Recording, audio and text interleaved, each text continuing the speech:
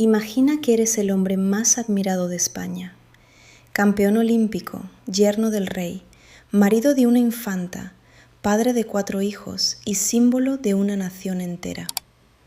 Imagina que tienes todo lo que un ser humano puede desear. Y ahora imagina que, en cuestión de pocos años, lo pierdes absolutamente todo. Wikipedia. Bienvenidos. Hoy les invitamos a escribir en los comentarios una sola palabra que describa lo que sienten al escuchar el nombre de Iñaki Urdangarín. La historia que están a punto de escuchar no es la de un villano de película ni la de un monstruo inventado. Es la historia de un hombre real, nacido el 15 de enero de 1968 en Zumárraga, una pequeña localidad del País Vasco español, hijo de un directivo bancario vinculado al Partido Nacionalista Vasco y de una mujer belga llamada Claire Liebaert. Un hombre que creció entre 2 culturas, que aprendió desde pequeño que el esfuerzo físico podía abrirle puertas que de otro modo permanecerían cerradas. Desde muy joven demostró una capacidad atlética fuera de lo común. Era alto, casi 2 metros, con una constitución poderosa que parecía diseñada para dominar el balonmano, el deporte que lo llevaría a la cima. Wikipedia. Nadie que lo viera entrenar en aquellos años hubiera imaginado que décadas más tarde ese mismo hombre estaría sentado en el banquillo de los acusados, con la cabeza gacha y el mundo entero mirándolo. Pero las historias más grandes no comienzan con una caída, comienzan con un ascenso tan vertiginoso que el vértigo se confunde con la gloria. Para entender la magnitud de lo que Iñaki Urdangarín perdió, primero hay que comprender la enormidad de lo que llegó a tener. Y eso empieza en una cancha de balonmano, con una pelota en la mano y el rugido de una multitud que lo aclamaba como a un héroe nacional. Desde 1986, Urdangarín vistió la camiseta del Fútbol Club Barcelona en su sección de balonmano. 14 temporadas. No es un número menor. Es casi década y media de sacrificio, de entrenamientos diarios, de rodillas que duelen y músculos que se reclaman al límite. Con el Barça ganó 6 Copas de Europa, 10 ligas de la Asociación de Clubes de Balonmano, 7 Copas del Rey y 9 Supercopas de España. Una colección de títulos que pocos atletas en cualquier deporte pueden presumir de acumular en toda una vida. Pero fue con la selección nacional donde el nombre de Urdangarín se grabó en la memoria colectiva de un país. Jugó en 3 Juegos Olímpicos consecutivos. Primero en Barcelona, en el año 92, ante el fervor de su propio pueblo. Luego en Atlanta, en 1996, donde la selección española se colgó la medalla de bronce.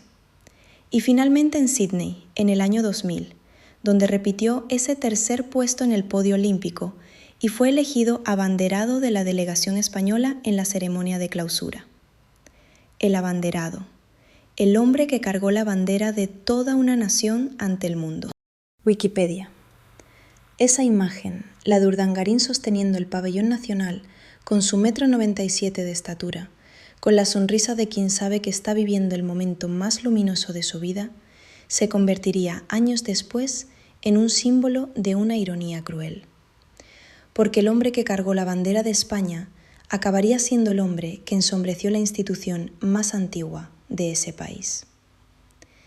El 4 de octubre de 1997, en la Catedral de Santa Eulalia de Barcelona, Iñaki Urdangarín se casó con la infanta Cristina de Borbón, hija del rey Juan Carlos I y la reina Sofía, y hermana de quien hoy ocupa el trono de España, el rey Felipe VI. La boda fue un acontecimiento nacional. Las calles de Barcelona se llenaron de ciudadanos que querían ver pasar al deportista que había conquistado no solo medallas olímpicas, sino también el corazón de la realeza. Wikipedia. Con ese matrimonio, Urdangarín entró en el mundo más exclusivo de España.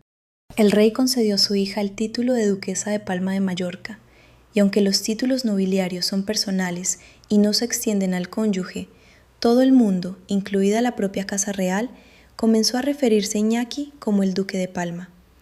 Era un tratamiento no oficial pero revelador. Significaba que la institución lo había adoptado como uno de los suyos, que ya no era solo un deportista famoso, era familia de la corona. Y con esa familia llegaron 4 hijos. Juan Valentín, nacido el 29 de septiembre de 1999. Pablo Nicolás, el 6 de diciembre del año 2000. Miguel, el 30 de abril de 2002. E Irene, el 5 de junio de 2005.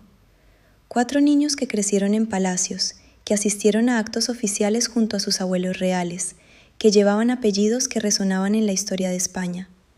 4 vidas que también, aunque de forma distinta, serían marcadas para siempre por las decisiones de su padre.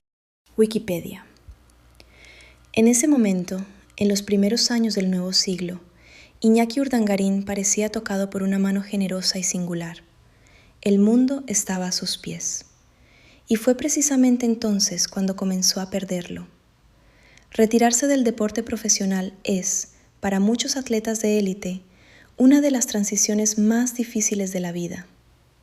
El cuerpo que durante décadas fue el instrumento de todos los logros comienza a quedar relegado, y la identidad construida sobre la gloria deportiva de repente se tambalea. Iñaki Urdangarín se retiró del balonmano en el año 2000, con 32 años, en la cima de su carrera y con las medallas todavía calientes. Pero la vida fuera de la cancha le esperaba con una pregunta que no tiene respuesta fácil. ¿Quién es un campeón cuando ya no compite? Wikipedia. Urdangarín tenía formación académica. Era diplomado en Ciencias Empresariales por la Universidad de Barcelona y con el tiempo acumuló una licenciatura en Administración y Dirección de Empresas, un máster en Formación e Intervención de Empresas y otro máster en Administración de Negocios por ESADE, una de las escuelas de negocios más prestigiosas de España. Sin embargo, una investigación periodística posterior revelaría que había obtenido sus títulos en esa institución en tan solo 2 cursos académicos, gracias a una convalidación extraordinaria que sus detractores calificarían de irregular. Con ese bagaje en el bolsillo y sobre todo con el poderoso apellido que le daba su vinculación con la familia real, Urdangarín se lanzó al mundo empresarial. En 2003 se asoció con Diego Torres, un antiguo profesor suyo en ESADE, experto en estrategia corporativa y patrocinio. Juntos tomaron el control de una pequeña asociación llamada Instituto de Investigación Aplicada, que rebautizaron con un nombre que muy pronto se haría tristemente famoso. Lo llamaron Instituto NOS. Un nombre que sonaría inocente, un nombre que escondería lo que vendría después. El Instituto NOS comenzó presentándose al mundo como una organización sin ánimo de lucro. Su misión declarada era promover el deporte, el turismo y el desarrollo social a través de eventos y congresos. En el papel todo sonaba impecable. En la práctica, lo que Urdangarín y Torres construyeron fue algo muy diferente. La clave del negocio era simple en su concepto, aunque sofisticada en su ejecución. Urdangarín era yerno del rey de España. Eso le abría puertas que permanecían cerradas para cualquier otro empresario del país. Presidentes de comunidades autónomas, directores generales de turismo y deporte, funcionarios de alto rango, todos querían sentarse a la mesa con el hombre que tenía acceso directo a la familia real. Y Urdangarín lo sabía, lo utilizó. Entre los años 2004 y 2006, el Instituto NOS firmó convenios millonarios con el gobierno de las Islas Baleares y con la Generalidad Valenciana para organizar foros internacionales sobre turismo y deporte. El gobierno balear, presidido en aquel momento por Jaume Matas del Partido Popular, pagó 2.300.000 euros por 2 congresos que la organización prometió organizar.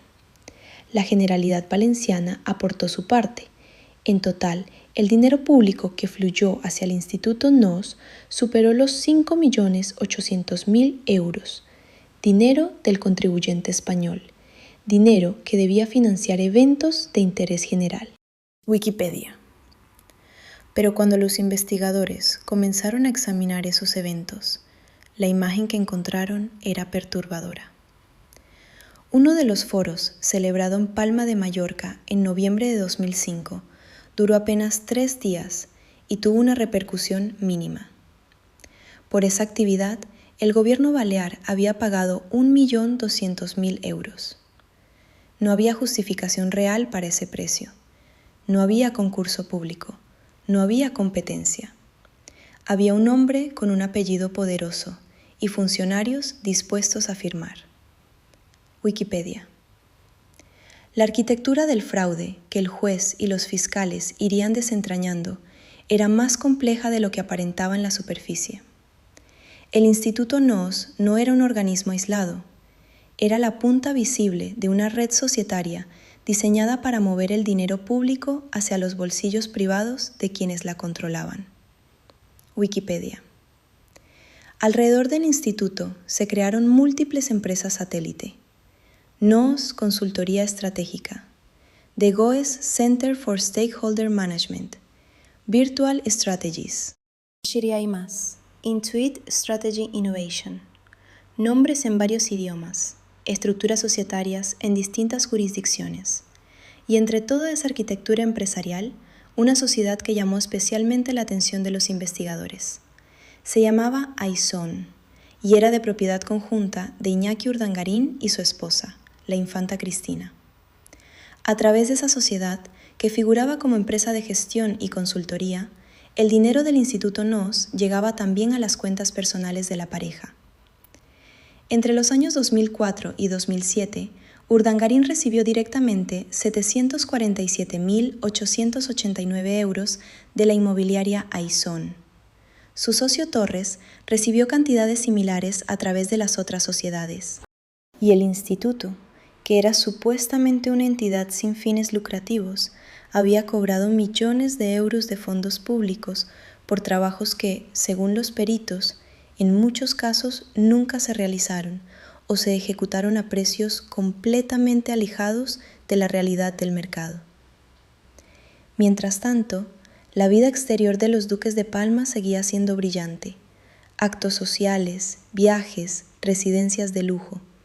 En sus correos electrónicos privados, que más tarde se convertirían en prueba judicial, Urdangarín firmaba con una jactancia que revelaría mucho de su carácter. Se hacía llamar a sí mismo, con sorna y desparpajo, el duque en Palma do. Una broma privada que resumía, sin saberlo, la distancia que empezaba a crecer entre su imagen pública y la realidad que se cosía debajo. En el año 2006 algo cambió. Quizás fue la acumulación de rumores. Quizás fueron los primeros artículos periodísticos que comenzaban a hacer preguntas incómodas sobre los contratos del Instituto NOS. Lo cierto es que desde la Casa Real llegó un mensaje a Iñaki Urdangarín a través de un intermediario, un abogado amigo del rey llamado José Manuel Romero Moreno. El mensaje era claro: debía abandonar formalmente la presidencia del Instituto NOS. Urdangarín obedeció en las formas. En junio de 2006 dejó oficialmente la presidencia de la Fundación NOS y aceptó nuevos cargos dentro del mundo corporativo, principalmente en Telefónica, la gran empresa de telecomunicaciones española, donde fue nombrado consejero de Telefónica Internacional en Barcelona.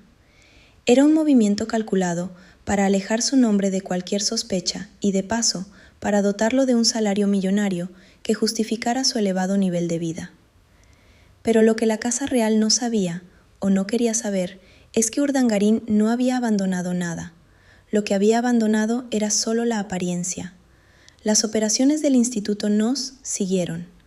Los contactos con las administraciones públicas continuaron. Los negocios que ya estaban en marcha no se detuvieron. Su socio, Diego Torres, lo explicaría años después en el juzgado con una precisión escalofriante. La recomendación de la Casa Real, declaró Torres, era que se cubrieran las apariencias, pero no que no pudiera seguir estando detrás de los proyectos. Y así, durante 2 o 3 años más, el entramado siguió funcionando. El público veía a un exdeportista convertido en ejecutivo respetable.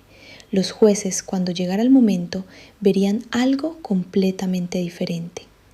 En agosto de 2009, Iñaki Urdangarín y la infanta Cristina pusieron rumbo a Washington. Él había sido ascendido a consejero y presidente de la Comisión de Asuntos Públicos de Telefónica Latinoamérica y Estados Unidos, con un sueldo anual que rondaba el €1.000.000. La familia entera se trasladó a la capital estadounidense. Para muchos era la prueba de que Urdangarín había encontrado su camino fuera del ruido español. Para los investigadores que trabajaban en silencio en Palma de Mallorca, era simplemente la siguiente página de una historia que todavía tenía mucho que decir. Ese mismo año, en el verano de 2007, un descubrimiento aparentemente ajeno había activado una maquinaria judicial que tardaría años en detenerse. El nuevo gobierno balear, presidido por el socialista Francesc Antich, encontró al asumir el poder un descuadre contable gigantesco en las cuentas del Palma Arena, un polideportivo recién inaugurado. La instalación había costado 110 millones de euros, pero su precio de licitación original era de 43 millones. El escándalo que estalló con ese hallazgo se conoció como el caso Palma Arena, y al excavar en las cuentas de ese caso, el juez instructor José Castro encontró un hilo que no debería haber estado ahí, un hilo que llevaba directamente al Instituto NOS y a sus contratos con el gobierno balear. Wikipedia. El 22 de julio de 2010, el juez Castro abrió formalmente una pieza separada del caso Palma Arena. Su objetivo era investigar los convenios firmados entre el gobierno balear y el Instituto NOS. Era el primer paso oficial de lo que se convertiría en el mayor escándalo de la historia reciente de la monarquía española. Urdangarín, en Washington, todavía vivía ajeno a lo que se acercaba. O quizás no tan ajeno. Wikipedia. El 7 de noviembre de 2011 fue el día en que España despertó. Ese día, agentes de la Policía Nacional registraron las oficinas del Instituto NOS en Barcelona, así como el domicilio particular de Diego Torres en la misma ciudad.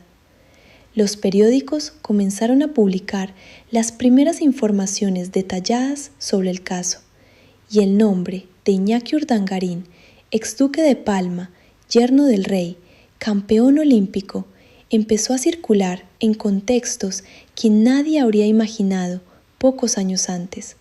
Wikipedia. El impacto fue inmediato y devastador.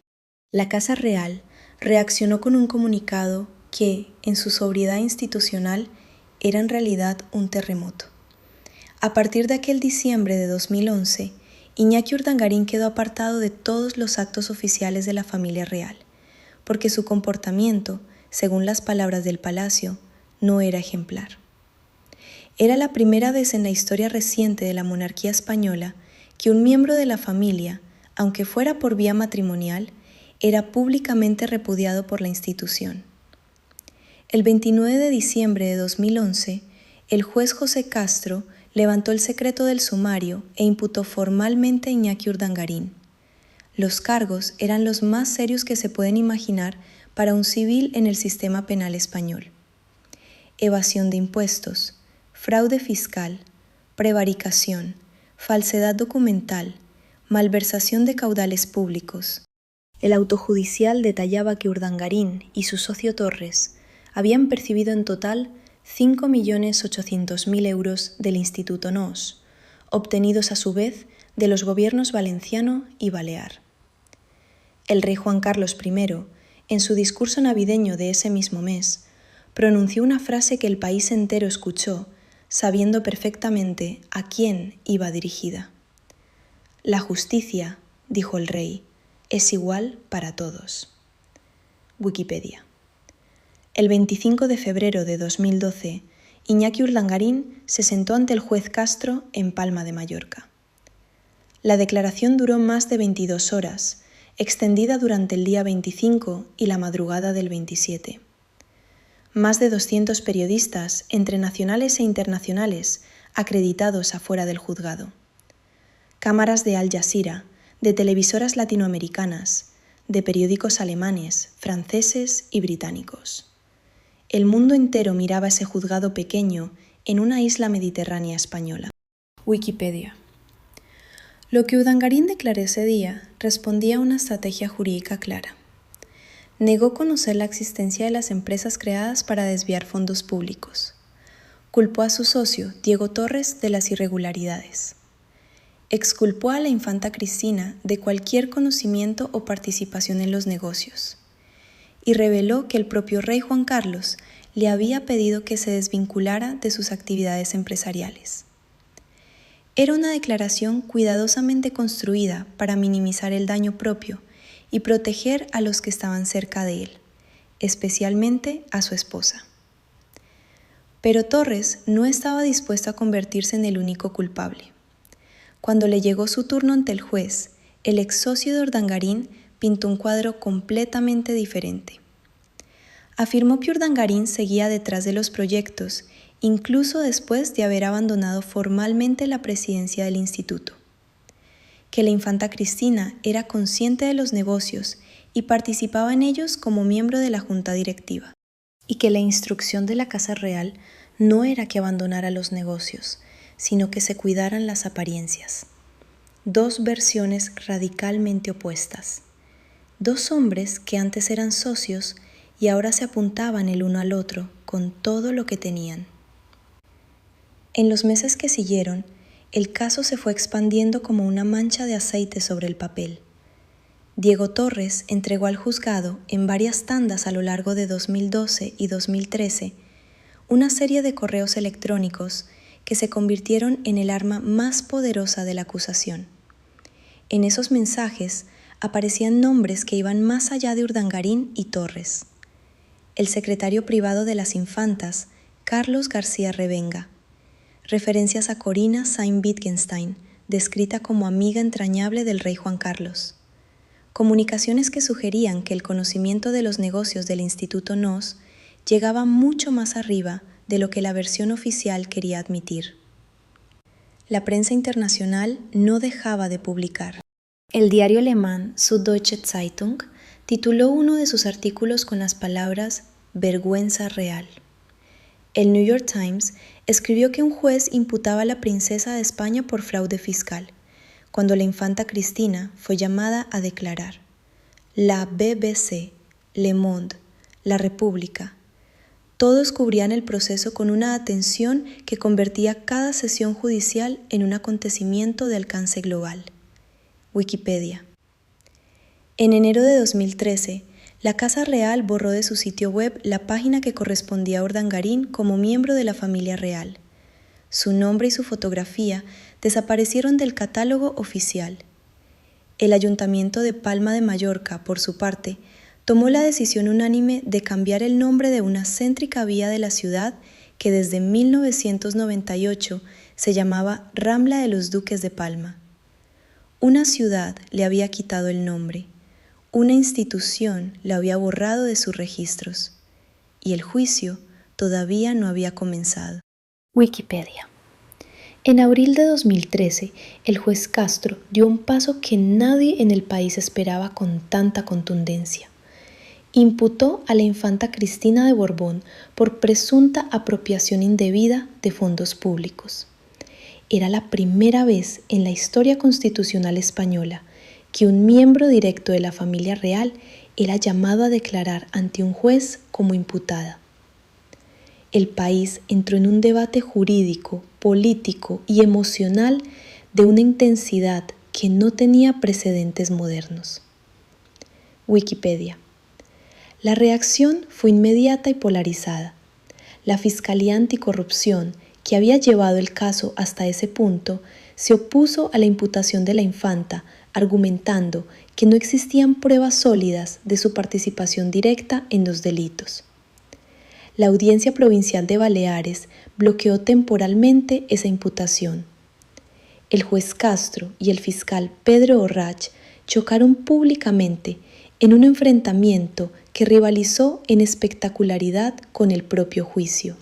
Llegó un momento en que Orrach pidió una vista para hacer valer la posición de la fiscalía, mientras que el juez acusaba al fiscal de actuar con una docilidad institucional que comprometía la independencia judicial. Finalmente, en enero de 2014, el juez Castro volvió a imputar a la infanta Cristina, esta vez por delito fiscal y blanqueo de capitales. La audiencia de Palma confirmó en noviembre de ese año la imputación por delito fiscal, aunque no por blanqueo. Así, la hermana del rey de España, madre de 4 hijos, figura hasta entonces inmaculada de la familia real, quedó formalmente acusada y citada a sentarse en el banquillo de los acusados junto a su marido. El proceso judicial más importante de la historia reciente de la monarquía española estaba a punto de comenzar. Wikipedia. El 11 de enero de 2016, con más de 5 años de instrucción judicial a sus espaldas, el caso Noos llegó por fin a la fase de juicio oral ante la Audiencia Provincial de Baleares. Era un proceso que el país había estado esperando, con una mezcla de morbo, indignación y una extraña esperanza en la justicia. En el banquillo se sentaron 18 acusados, entre ellos Iñaki Urdangarín, su ex socio Diego Torres, el expresidente balear Jaume Matas y la infanta Cristina de Borbón, la primera miembro de la familia real española en comparecer como acusada ante un tribunal en toda la historia constitucional del país. El fiscal Pedro Rach pidió para Urdangarín 19 años y medio de prisión, para Torres 16 años. Para la infanta Cristina no presentó ninguna acusación, una decisión que generó controversia y que la organización Manos Limpias aprovechó para ejercer como acusación popular, solicitando 8 años de cárcel para ella. Los 3 magistrados que presidían el tribunal eran 3 mujeres, lo que no pasó desapercibido en un caso que tocaba instituciones y poderes, generalmente dominados por hombres. Durante el juicio, Urdangarín mantuvo su postura de ignorancia y negación. Declaró no conocer los detalles del funcionamiento del entramado empresarial que él mismo había creado. Afirmó que su papel había sido principalmente representativo y que era Torres quien gestionaba los detalles financieros. Sus declaraciones generaron incredulidad entre los fiscales y comentaristas jurídicos. Pero en los procesos penales, la incredulidad no equivale a condena. Para eso hacían falta pruebas, y las pruebas, en este caso, eran abundantes. El 17 de febrero de 2017, tras casi 8 meses de deliberaciones y más de 6 años de investigación, las 3 magistradas de la Audiencia Provincial de Palma leyeron la sentencia que el país había esperado. La sala estaba llena. Los medios de comunicación de todo el mundo habían enviado corresponsales. Afuera del edificio judicial, grupos de ciudadanos aguardaban con pancartas y carteles. BBC. Iñaki Urdangarín fue declarado culpable de prevaricación continuada en concurso con falsedad en documento público y malversación de caudales públicos, de fraude a la administración pública, de tráfico de influencias y de 2 delitos contra la hacienda pública. La pena impuesta fue de 6 años y 3 meses de prisión, más 7 años y 1 mes de inhabilitación especial y una multa de 513.553 euros con 68 céntimos. Su socio, Diego Torres, recibió 8 años y 6 meses. El expresidente Jaume Matas, 3 años y 8 meses. El diario. La infanta Cristina fue absuelta por unanimidad de los 2 delitos fiscales de los que la acusaba Manos Limpias, aunque el tribunal la condenó como partícipe a título lucrativo al pago de 265.088 euros. Para la corona española, la absolución de la infanta fue un alivio, pero para el conjunto de la institución, la condena de su yerno era una herida que no iba a cerrarse fácilmente. Urdangarín anunció que recurriría la sentencia ante el Tribunal Supremo. El capítulo final del proceso todavía no había llegado. El diario. El Tribunal Supremo tardó más de 1 año en resolver el recurso. El 12 de junio de 2018, la Sala Segunda del Alto Tribunal publicó la sentencia firme. Urdangarín no podría seguir apelando. No habría más instancias. La condena quedaba fijada en 5 años y 10 meses de prisión, ligeramente reducida respecto a la de la audiencia por la absolución del delito de falsedad en documento público. Pero en lo esencial, la sentencia era la misma: culpable a prisión. Lo que siguió fue uno de los momentos más crudamente simbólicos de toda la historia. El 18 de junio de 2018, Iñaki Urdangarín se convirtió en el primer pariente directo del rey de España en ingresar en prisión tras un proceso judicial.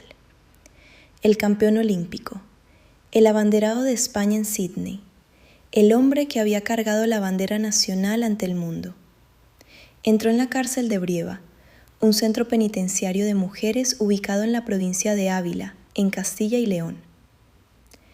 La imagen era imposible de ignorar por su fuerza simbólica. Brieva es una cárcel de mujeres, y Urdangarín fue asignado a un módulo de aislamiento dentro de ella, un detalle que los medios de comunicación no pasaron por alto. El hombre que había sido duque se convirtió en recluso. El que había compartido mesa con reyes tenía ahora un número de expediente, y la institución a la que había estado vinculado por matrimonio durante más de 20 años miraba hacia otro lado con la incomodidad de quien no puede deshacer lo que ya está hecho. RTV. La vida dentro de la prisión de Brieva fue, desde el principio, objeto de una atención mediática sin precedentes. Urdangarín era diferente a cualquier otro preso que hubiera pasado por aquellos muros. Su historia, su apellido político, su conexión con la familia real, hacían de él un fenómeno periodístico que no necesitaba hacer nada para atraer los focos. RTV. Durante los primeros meses en prisión, Urdangarín no hizo declaraciones públicas. Trabajó dentro de la cárcel, cumplió con las normas penitenciarias. En enero de 2021, obtuvo permiso para realizar actividades de voluntariado en la ONG, el Hogar de Don Orione, una organización dedicada a atender personas con discapacidad en Pozuelo de Alarcón, municipio de la Comunidad de Madrid. Las imágenes que circularon de él en ese contexto, trabajando en una organización de ayuda social, generaron debates encontrados. Algunos veían en ellas el principio de una rehabilitación genuina. Otros las consideraban una escenificación cuidadosamente administrada. RTVE. En enero de 2022 accedió a la libertad condicional. Había cumplido 2/3 de su condena, condición necesaria según la legislación penitenciaria española para acceder a ese beneficio. Se trasladó a Vitoria, la ciudad donde había pasado parte de su infancia, y allí comenzó a trabajar en un bufete de abogados. Era un giro extraño y cargado de ironía para un hombre que había sido condenado precisamente por ignorar la ley durante años. Pero las ironías en esa historia no terminaban con su salida de prisión, porque lo que le esperaba fuera de los muros de Brieva era otra pérdida que, de un modo diferente, resultaría igual de definitiva. RTVE. Mientras Urdangarín cumplía su condena, su matrimonio con la infanta Cristina se fue deshaciendo en silencio. Durante años, la infanta había mantenido públicamente su apoyo a su marido. Estuvo en las audiencias, siguió siendo mencionada como su esposa, pero las grietas eran cada vez más visibles para quienes seguían de cerca la historia familiar. En enero de 2022, pocas semanas después de que Urdangarín accediera a la libertad condicional, los medios de comunicación publicaron fotografías del exduque paseando en actitud íntima con Ainhoa Armentia, una compañera de trabajo del bufete vitoriano. Las imágenes dieron la vuelta al país en cuestión de horas. La infanta Cristina, a través de un comunicado lacónico que ella misma firmó, confirmó lo que las fotografías insinuaban. Su matrimonio había terminado. RTVE. 24 años de matrimonio, 4 hijos, un proceso judicial que había durado más de una década, una condena de prisión y, al final, la separación. La infanta Cristina retomó el apellido Borbón como su identidad pública principal, distanciándose del apellido Urdangarín que durante años había cargado con el peso del escándalo. En el año 2023, el divorcio se hizo oficial. Otro capítulo cerrado con una pérdida. Urdangarín había perdido ya sus títulos, su libertad, y ahora también a la mujer con quien había construido una vida que durante años pareció invulnerable al tiempo y a la adversidad. El 9 de abril de 2024, Iñaki Urdangarín quedó libre a todos los efectos. Su condena estaba extinguida. 5 años y 10 meses de cárcel, más un periodo de libertad condicional, más los años de voluntariado y reintegración social habían llegado a su fin legal. Pero la libertad jurídica no devuelve lo que el tiempo y la justicia se llevaron. Sus antecedentes penales seguirán vigentes durante al menos 5 años más, siempre que no vuelva a delinquir. En ese periodo, la ley española le impide acceder a determinados trabajos, ser miembro de un jurado popular, realizar ciertas actividades de voluntariado o incluso tener determinadas razas de perros consideradas peligrosas. RTV. El hombre que el 16 de febrero de 2004 había sido nombrado vicepresidente primero del Comité Olímpico Español, el que había ganado Gran Cruces de 3 países, el que había paseado por los pasillos del Palacio de la Zarzuela como si fueran los corredores de su propia casa, era ahora un ciudadano con antecedentes penales que debía reconstruir su vida desde cero. Wikipedia.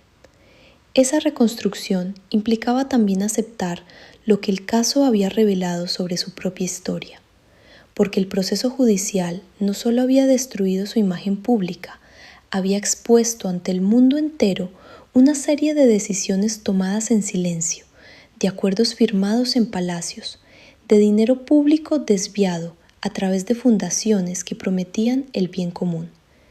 Cada uno de esos actos había sido un ladrillo en el muro de su caída, y ahora, con el muro derrumbado, quedaba la pregunta que pocas veces se formula en voz alta sobre los grandes escándalos. ¿Cuándo comenzó realmente el error? Wikipedia.